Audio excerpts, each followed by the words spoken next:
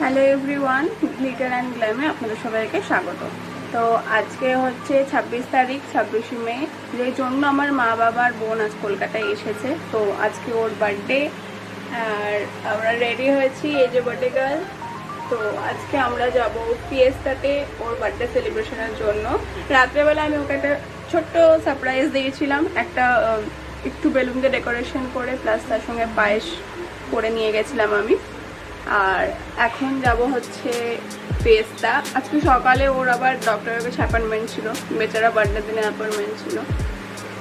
যাই হোক, ওখানে তাড়াতাড়ি হয়ে গেছে। দেন আমরা ফুল রেডি, বৃষ্টি পড়ছে, ক্যাবের জন্য ওয়েট করতে হচ্ছে। এই যে এটা হচ্ছে স্কার্ট আর টপ, টপ আর নিচে স্কার্ট। কেমন লাগছে ওকে দেখতে কমেন্ট করে জানাও, বার্থডে গার্লকে। আচ্ছা, তো কত বছর বয়স হলো বল? বড় হয়ে গেল। ওকে, আমরা ফিয়েস্তাতে গিয়ে আবার আপনাদের সাথে দেখা করছি। তো আজকে আমরা এসেছিলাম ফিয়েস্তাতে আমাদের লাঞ্চ করতে। এর বার্থডে স্পেশাল লাঞ্চ আজকে ফিয়েস্তাতে আমরা আজকে খেয়েছি।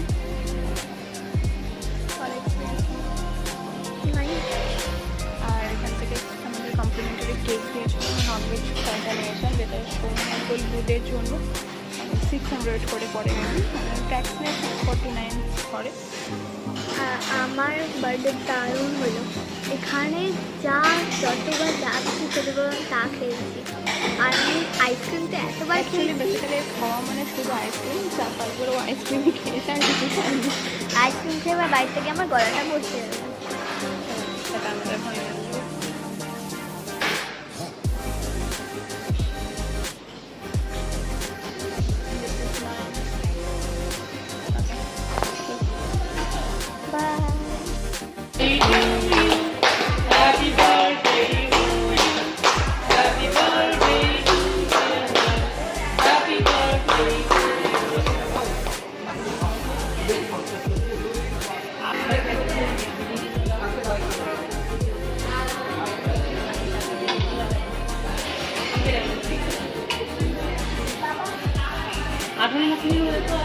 আজকের মতো বার্থডে সেলিব্রেশন শেষ।